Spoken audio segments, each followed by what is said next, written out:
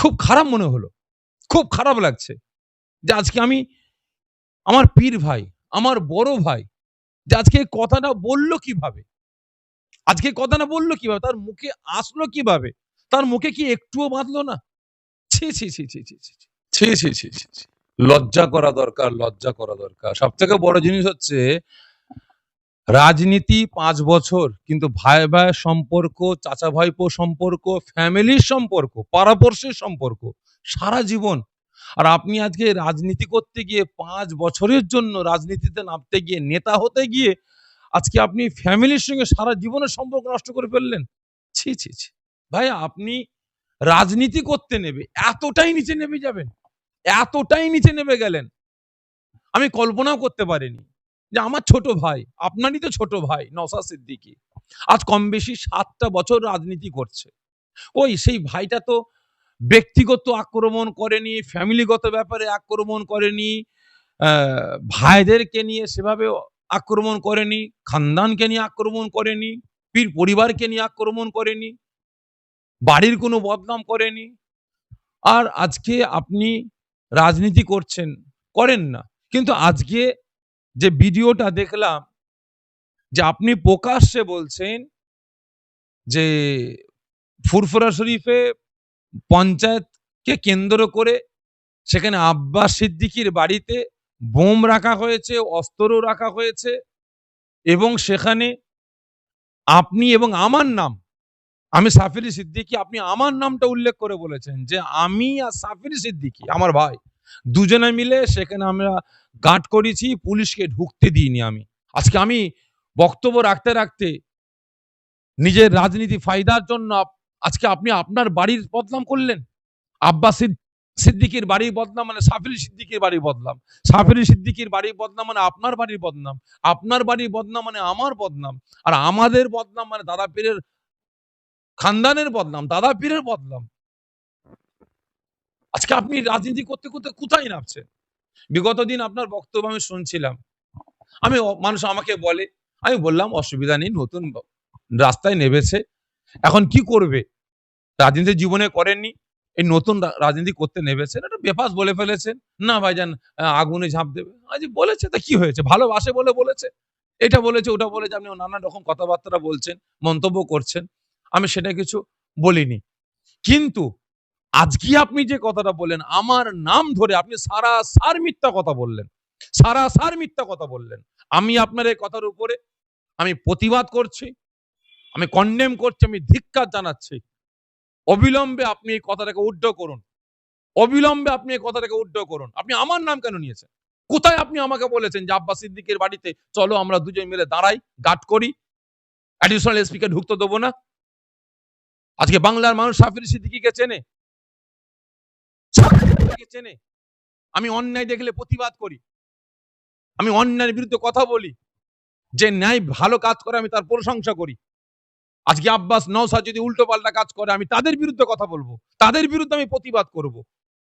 কিন্তু আজকে আপনি যে কথাটা বললেন, আমার দাদা পীরের মানে পরিবারকে, ফ্যামিলিকে আপনি ছোট করলেন। শুধু আব্বাস নয়, আজকে আপনি এটা বললেন, সাধারণ মানুষ কি ভাবছে? যে পীর সাহেবরা বাড়িতে, বাড়িতে পিস্তল রাখে, বোম রাখে, অস্ত্র রাখে। আর পীর সাহেবরাই সেখানে গিয়ে পাহারা দেয়। এটাই তো আম পাবলিক বুঝবে। অতএব অবিলম্বে আপনি কথাটাকে উদ্ধ করুন। কিন্তু আজকে দুপুরের পরে আমার কাছে একটা ভিডিও আসলো। আসার পরে আমাকে মানে খুব খারাপ মনে হলো। খুব খারাপ লাগছে। যে আজকে আমি আমার পীর ভাই, আমার বড় ভাই যে আজকে এই কথাটা বলল কিভাবে? আজকে এই কথাটা বলল কিভাবে? তার মুখে আসলো কিভাবে? তার মুখে কি একটুও বাঁধলো না? ছি, ছি, ছি, ছি, ছি, ছি, ছি। ছি, ছি, ছি, ছি, ছি। লজ্জা করা দরকার, লজ্জা করা দরকার। সবথেকে বড় জিনিস হচ্ছে রাজনীতি ৫ বছর কিন্তু ভাই ভাইয়ের সম্পর্ক, চাচা ভাইপো সম্পর্ক, ফ্যামিলির সম্পর্ক, পাড়াপড়শির সম্পর্ক সারা জীবন।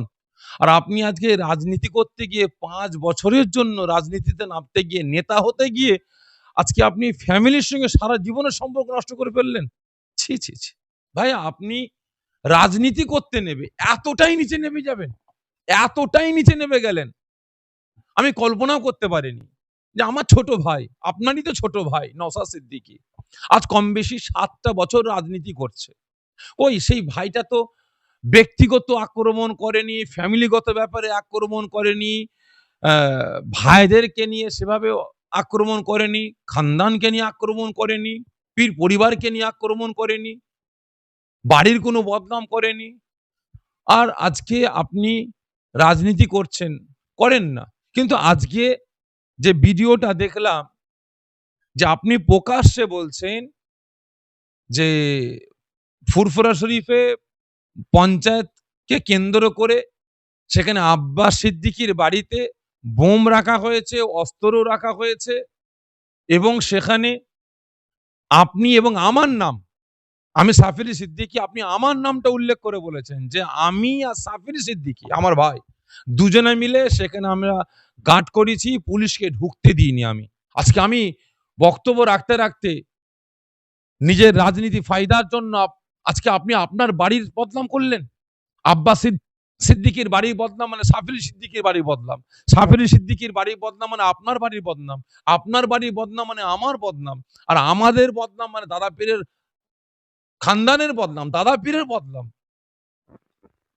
আজকে আপনি রাজনীতি করতে করতে কোথায় নামছেন? বিগত দিন আপনার বক্তব্য আমি শুনছিলাম।